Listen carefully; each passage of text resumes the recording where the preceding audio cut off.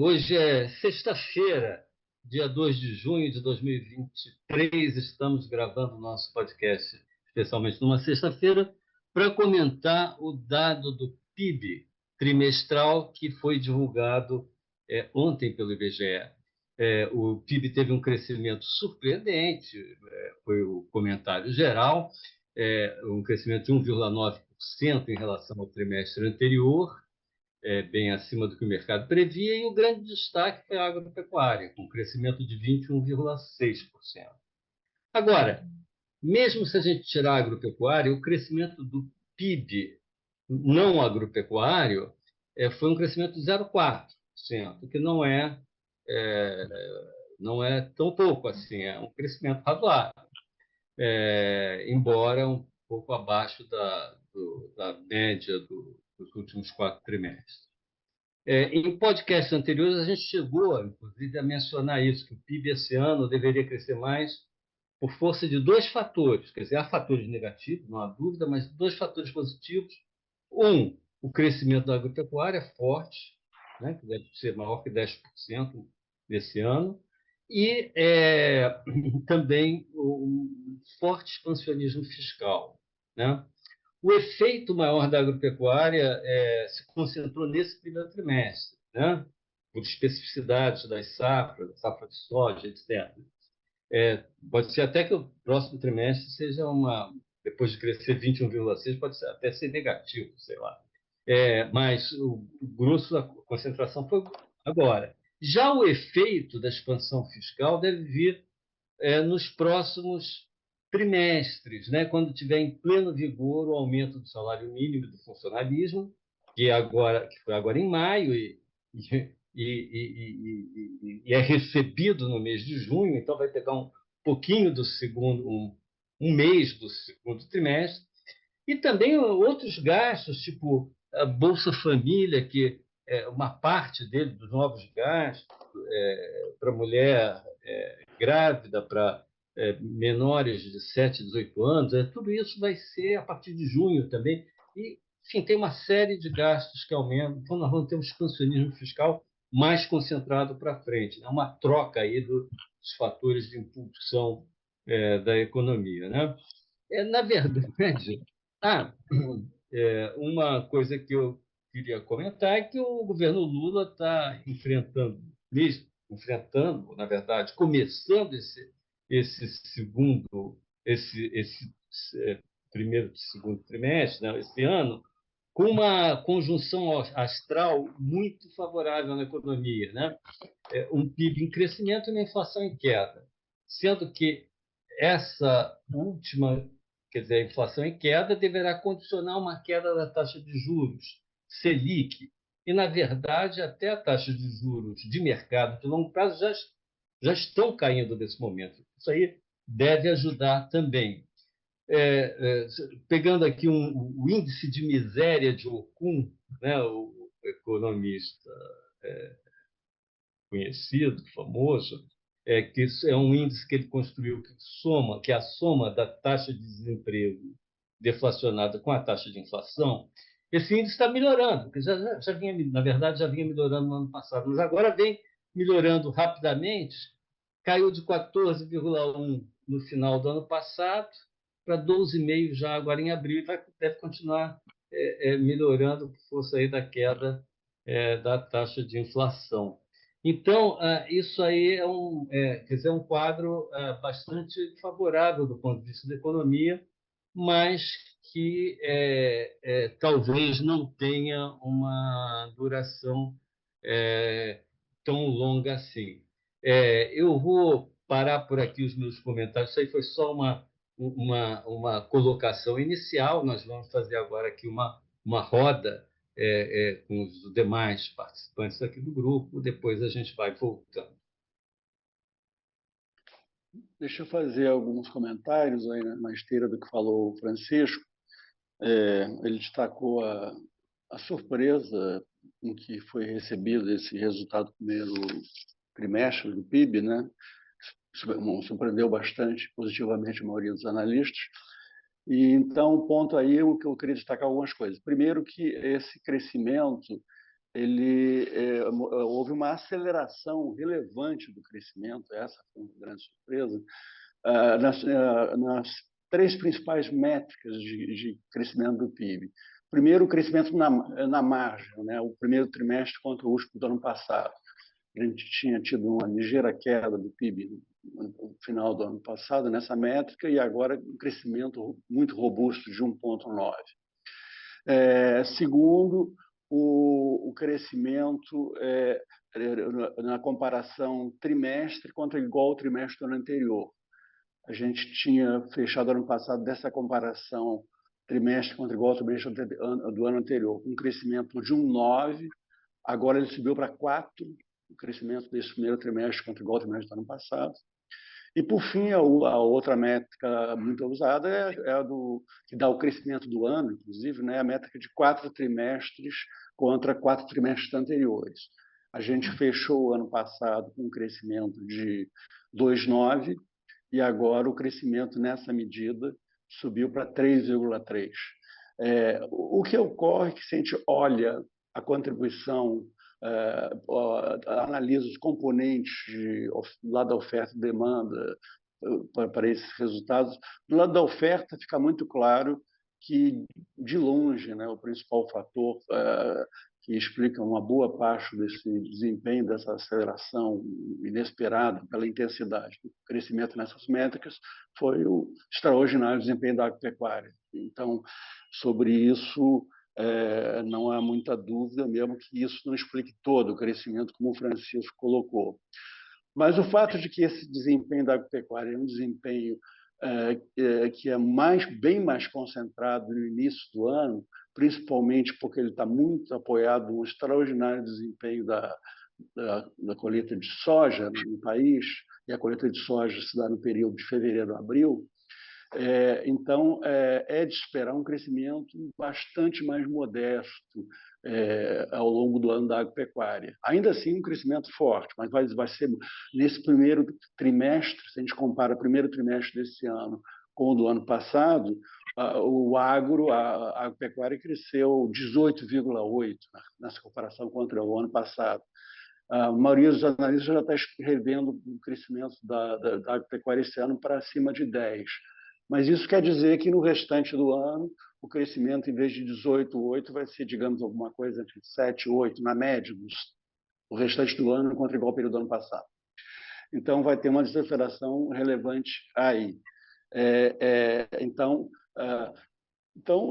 por ter sido muito concentrado no agro, essa aceleração no crescimento, ela não é um bom indicador do que vai acontecer para frente. Para frente, a gente vai ter um crescimento muito menor do agro, ainda que relevante, mas tem esses outros fatores que o Francisco colocou, que eu posso voltar em outro momento, se der tempo aqui do nosso podcast, em particular a expansão fiscal, que não foi relevante ainda no primeiro trimestre e vai ser muito relevante no restante do ano, em termos de impacto expansionista sobre o crescimento. Então, a gente tende a ter uma mudança de fatores que estão por trás da sustentação da atividade econômica no horizonte mais para frente. Um segundo ponto, depois outras coisas eu deixo para falar mais adiante, um segundo ponto é que chamar a atenção que esse desempenho surpreendentemente positivo está levando a uma revisão generalizada dos analistas de crescimento do PIB no ano. Lendo o valor de hoje, por exemplo, já tem muitos analistas projetando um crescimento acima de 2%. Enquanto que o Focus, naquele levantamento do Banco Central junto ao mercado, né, consultorias e bancos, um número bem grande, um painel bem amplo, o último Focus mostra uma expectativa de crescimento de 1,3% para esse ano. E agora parece evidente que essa coisa vai ser bem revista para cima. A principal razão disso, e aí encerro essa primeira participação, a principal razão disso está ligada ao carregamento estatístico, à herança estatística desse desempenho do PIB do primeiro trimestre. Na série com ajuste sazonal, se o PIB ficar parado daqui para frente, até o final do ano, não tiver nenhum crescimento mais na margem, depois desse 1,9 que começou o ano, o crescimento do PIB no ano será 2,4. Então, previsões muito abaixo disso têm implicitamente uma ideia de uma contração muito significativa do PIB daqui para frente. Os que apostam mais num quadro mais próximo de uma estabilidade na margem do PIB, com os fatores de expansão e contração do PIB se compensando, estão confluindo para uma coisa mais próxima do que essa herança estatística sugere, crescimento de 2,4. Então, eu queria chamar a atenção para esses dois pontos. Depois eu falo de outras coisas mais adiante. Eu queria aqui explorar um pouquinho, né, o comportamento da demanda agregada. Ao lado da oferta agregada já foi bastante explorado que a agropecuária foi o grande motor, com todos os seus efeitos de disseminação sobre os demais setores da economia, e não apenas restritos ao setor agropecuário, né, que pesa 8%, 9% no PIB da economia brasileira, mas analisar um pouquinho a evolução, como é que eles se comportaram apenas nesse primeiro trimestre, né? Então, o consumo, que cresceu 0,2, se a gente olhar a série, ele vem desacelerando um pouquinho, sim. Mas, como o Caio colocou, ainda é uma taxa, se comparada ao primeiro trimestre do ano passado, bastante robusta. Agora, os investimentos é que são, acho que, a grande péssima notícia, a grande má notícia desse dado de PIB. Porque eles caíram no primeiro trimestre 3,4% em relação ao quarto trimestre, né? E, na verdade, isso colocou a taxa de investimento no trimestre primeiro deste ano em 17,7%. Ela caiu. E o Brasil, a gente vem aqui discutindo já há muito tempo nesse podcast, né, que o Brasil precisa alargar a sua capacidade produtiva. O Brasil precisa aumentar o seu PIB potencial, né, com todos os benefícios que sugere, que a gente sabe que gera. E essa taxa de investimento, os investimentos se comportaram muito mal, já vem desacelerando na série trimestral com ajuste anual, eles vêm perdendo fôlego, e, na verdade, são o gasto nobre da demanda agregada. Nobre em que sentido? Porque atuam do lado da demanda, aumentam o PIB no curto prazo e são os únicos componentes da demanda agregada que atuam do lado da oferta agregada, aumentando a capacidade produtiva da economia, né? E os investimentos, a gente sabe, na literatura, isso é tratado, dependem dos juros e das expectativas em relação ao futuro próximo da economia, incluindo aí muitos fatores, não é trivial, mas a estabilidade institucional, a política, a estabilidade das regras. Então, na verdade, se a gente quiser fazer uma análise um pouquinho mais longínqua, a gente vai ter que analisar muito bem quais são os fatores que estão por trás dessa queda dos investimentos e vamos ver como é que eles se comportam aí ao longo dos próximos meses, para que, de fato, a gente possa ter um crescimento mais sustentado, garantido no tempo, sem pressões inflacionárias. O outro componente da demanda agregada que também chamou atenção é a contribuição da demanda externa.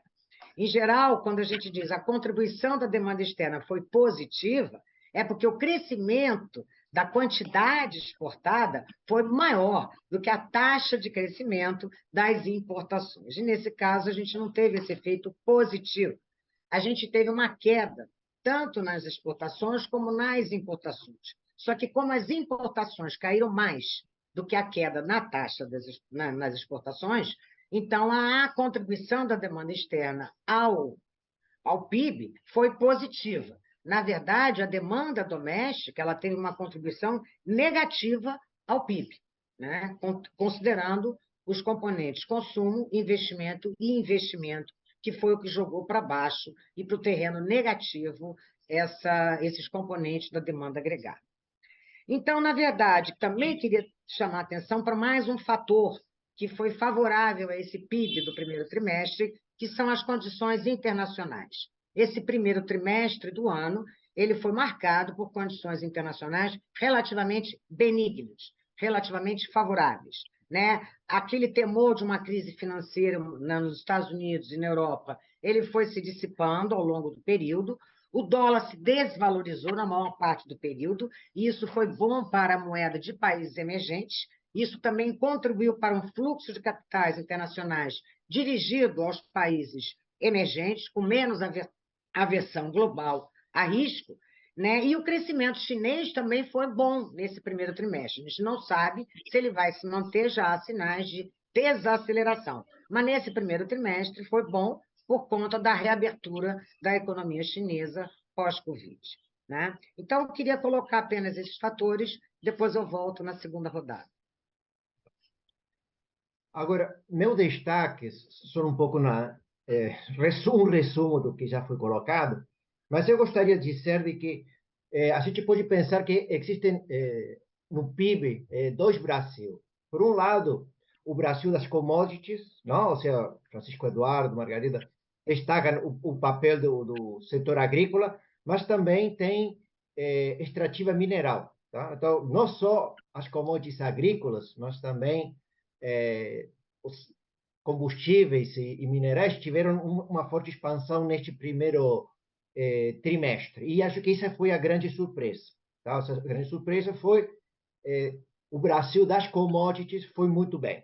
Tá? Agora, como a Margarida destacou, quando a gente olha para a demanda doméstica, a gente está vendo uma desaceleração, ou seja, produto, em grande parte, do papel da política monetária. Se a política monetária está provocando uma desaceleração no nível da atividade. É preocupante, como a Margarida colocou,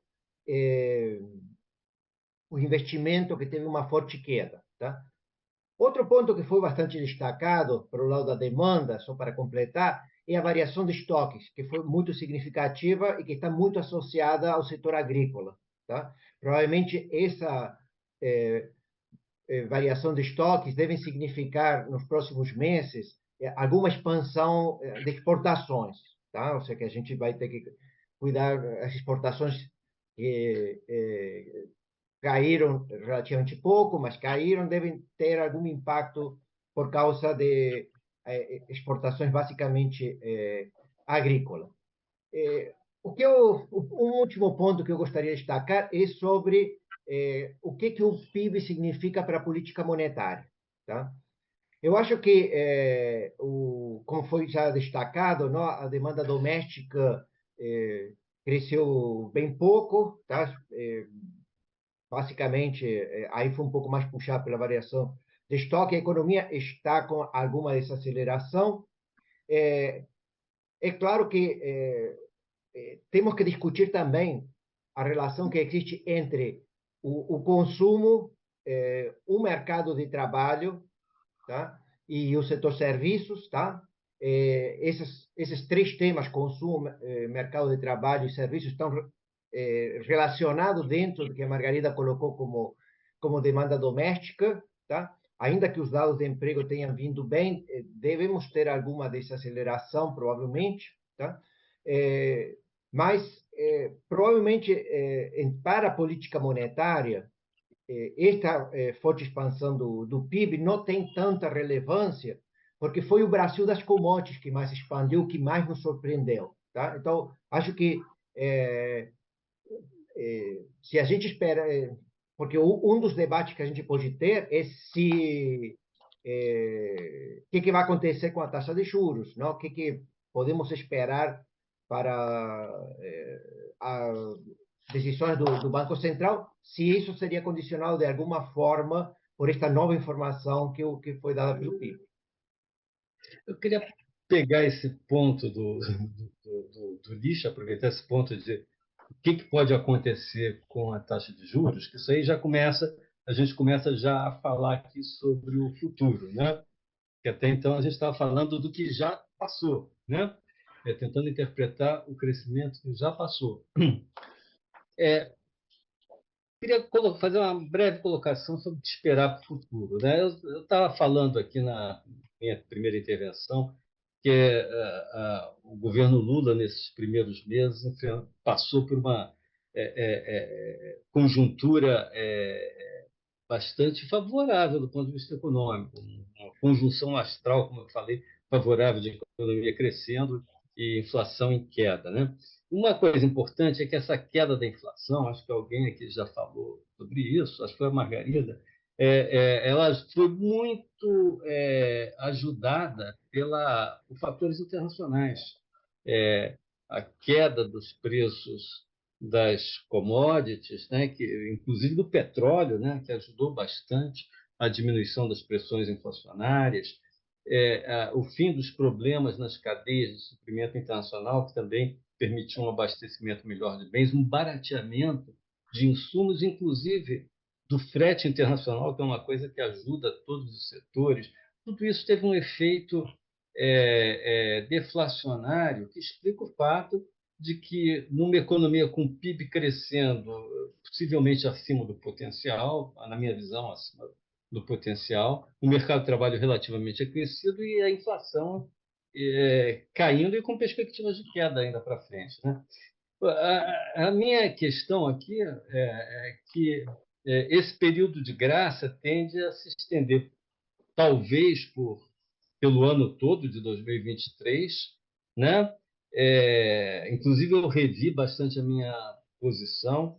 O Caio falou aí sobre o que os analistas estão esperando, muito já revendo para 2,4, que seria o caso, em torno de 2,4, que seria o caso do PIB não crescer mais daqui para frente.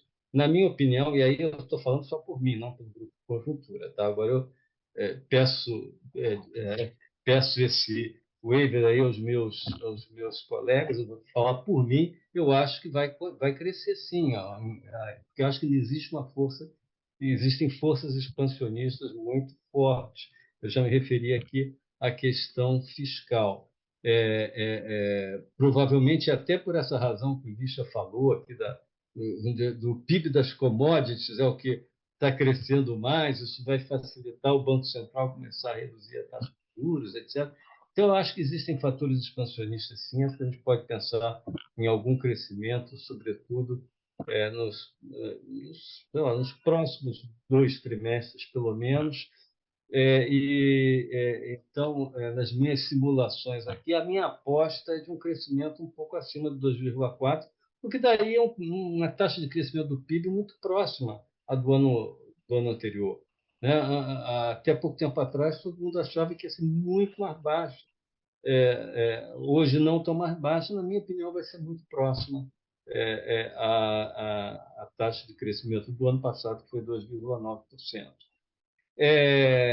Mas isso, para mim, é o curto prazo, né? Na minha avaliação, a partir de um certo ponto, que pode ser o último trimestre desse ano, ou começo do ano que vem, etc., as pressões inflacionárias voltarão com força. Por quê? Por uma combinação de política monetária que vai começar a se tornar menos, não chego a afirmar expansionismo, menos em queda, política fiscal e fim dos benefícios deflacionários vindo de fora, né? Que vão terminar, obviamente. Nesse momento, quando isso acontecer, as pressões inflacionárias voltarem, para evitar um novo ciclo de aperto monetário ou o aumento da inflação, vai ser inevitável, no meu entender, apertar os parafusos que estão hoje frouxos da política fiscal. É assim que eu vejo as perspectivas para frente, daqui para frente. Eu queria fazer umas poucas observações aí sobre o que vocês falaram. Primeiro, essa questão eu queria relativizar um pouco, não que a informação não seja relevante, essa questão da queda da demanda doméstica na margem, né? Se a gente junta consumo das famílias, que praticamente ficou estagnado, com uma queda que a Margarida destacou da formação bruta de capital fixo, né, do investimento, a gente tem uma queda na margem, primeiro trimestre desse ano contra o quarto ano passado, da demanda doméstica, formada por esses componentes. Só queria, eu acho que esse dado não é que a gente deva ser desprezado, mas a gente tem que levar em conta que o ajuste é bom complementar essa informação com outros indicadores sobre essas variáveis. Isso porque o ajuste, a série de ajustes não são muito mais volátil, tem uma volatilidade grande, ela é afetada sempre por novas informações que vão saindo, novos PIBs, isso afeta pelos métodos de ajuste sazonal, afeta os dados já que a gente conhecia, são revistos, a série muda o tempo todo, o ajuste sazonal. Então, para a gente ter uma ideia mais clara, é bom complementar essa informação, não desprezá-la, mas complementar com outras. E no caso do consumo das famílias, por exemplo, para discutir a questão de demanda e também a questão que se discutiu de juros, inflação, etc., eu diria que o consumo, se a gente olhar o consumo das famílias e pegar outra métrica, que é o primeiro trimestre desse ano, o dado que saiu, e comparar com o igual trimestre do ano passado, nós estamos com o consumo das famílias crescendo 3,5%, que não é pouco, na verdade. E vindo do ano passado, onde ele fechou em 4,3%, uma desaceleração lenta. Se a gente compara o quanto cresceu o consumo das famílias do ano passado, 4,3%, o PIB que cresceu 2,9%, como o Francisco colocou. Mas esse ano, ele começa o ano crescendo 3,5%, uma desaceleração. Nos dá uma ideia que o crescimento do consumo ainda tem sido relevante, na verdade. E no fundo, a gente continua com essa. Existe essa questão, né, de que até que ponto o crescimento bem mais forte do que esperava uma restrição à queda da inflação e à queda dos juros. Eu olharia mais pelo lado não de que a demanda está desacelerando tanto assim, que o crescimento, tal como está se dando, não atrapalharia ou não prejudicaria a desinflação. Eu acho que a questão não é bem essa. A desinflação está ocorrendo e tende a continuar ocorrendo por uma extraordinária ajuda dos preços internacionais, tanto dos preços industriais, com a praticamente superação daquele quadro de gargalo nas cadeias produtivas, quanto forte queda de preços de commodities. E num quadro de câmbio bem comportado, como a gente está tendo, né, no período mais recente, isso aparece claramente nos IPAs, tanto agrícola quanto industrial, que estão com forte deflação. Então, a gente tem uma ajuda para desinflacionar a economia que independe da atividade econômica estar mais desacelerada, que não requer a desaceleração da atividade para que esse componente da inflação contribua de forma importante para a queda do IPCA como um todo. E aí eu me refiro basicamente a bens industriais e alimentação no domicílio. Essa também favorecida, aliás, pela super safra. Então, a gente tem um quadro onde existem fatores de desinflação que podem conviver com um crescimento maior do que se imaginava, mas eu não diria que a demanda doméstica está tão desaquecida assim. Eu acho que o comportamento de serviços, que também estão crescendo bem, quando a gente olha essa comparação com igual trimestre do ano passado e tudo mais, e o mercado de trabalho, bastante resiliente ainda, com taxa de desemprego, saiu quarta-feira do APNAD, 8,5% no último trimestre, uma taxa de desemprego que muitos consideram, para muitos analistas, essa taxa é até abaixo da taxa natural de desemprego, isso é uma polêmica. Mas, enfim, nós estamos num quadro onde a contribuição principal para a desinflação não está vindo da demanda muito desaquecida, não, está vindo mais dos preços internacionais. Então, nosso tempo está terminando. Nosso tempo está terminando, infelizmente. Eu vou pedir assim para cada um pinga-fogo aqui, né? Cada um falar em 2 ou 3 frases o que pensa em relação às perspectivas daqui para frente, né? As perspectivas futuras para este ano e para o ano que vem. E se quiser acrescentar algum outro ponto, claro, mas bem rápido. Margarida. Eu queria chamar a atenção que todas essas discussões e análises que a gente fez foi de um crescimento que se pode esperar, pelo menos para esse ano, fortemente impulsionado pelo fiscal. E isso pode se configurar de fôlego muito curto, porque, na verdade, é um crescimento produzido por um impulso fiscal, por uma demanda que está sendo estimulada pelo lado fiscal, e a demanda privada não está, ela tem que entrar em cena. Então, é por isso que eu chamei tanta atenção para a recuperação dos investimentos. É variável fundamental para a gente entrar numa trajetória de crescimento sustentável. Ok. Lixa. Está sem som. Acho que temos pela frente uma desaceleração lenta, como o Caio falou, tá? Isso está em linha com o que está acontecendo com o mercado de trabalho, como o Caio falou, então teremos uma pequena desaceleração nos próximos trimestres, e junto com isso uma desinflação, uma redução da inflação por causa das condições internacionais, tá? como Francisco Eduardo colocou, não sei se Deus é brasileiro, mas que está ajudando, está ajudando. Tem uma boa constelação, não, dos astros no momento.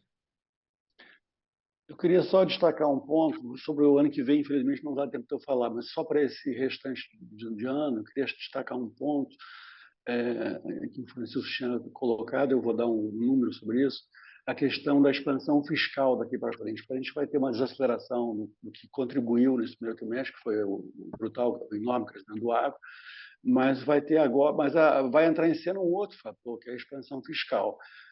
No âmbito do governo central, a estimativa que se tem é que o crescimento real do gasto esse ano fique na ordem de 7%, perto de 7%. E no primeiro trimestre, na comparação com o primeiro trimestre do ano passado, esse crescimento foi só de 1,1%. Ou seja, esse crescimento todo vai se dar do segundo trimestre até o final do ano. Na comparação desse período que falta contra o igual período do ano passado, isso quer dizer que o crescimento do gasto primário do governo central vai ficar um pouco acima de 8% nesse resto do ano contra o igual período do ano passado. É uma enorme expansão fiscal. Então, por outro lado, é claro que a gente tem o fator da política monetária muito restritiva e vai continuar sendo, mesmo que comece um ligeiro alívio na margem, os juros futuros, que são muito importantes para a atividade econômica, já mostraram um recuo relevante, embora estejam ainda altíssimos, mas a gente vê a situação financeira das empresas, o crédito cada vez mais travado, tudo isso joga, obviamente, contra o crescimento. Então, a gente tem fatores, esse jogo de fatores muito difícil de prever o efeito líquido disso, na falta de uma estimativa mais refinada. Eu acho que, para mim, provisoriamente, a ideia de uma estabilidade na margem faz sentido pelo jogo dessas forças atuando em direções opostas. Então, ficaria mais com um crescimento mais próximo desse carregamento estatístico aí de 2,4%, porque os sinais de aperto do crédito, das condições financeiras negativas nas suas empresas já são também muito evidentes. Não tem só o lado da expansão fiscal que vai vir. Então, diria que a gente tem esse quadro para esse ano. Para o ano que vem, eu deixo para falar em outro podcast. Ok, ficamos por aqui então. Vamos continuar acompanhando esse tema e ajustando aí as nossas previsões. E voltamos na próxima quinta-feira com mais um podcast do Grupo de Conjuntura. Até lá.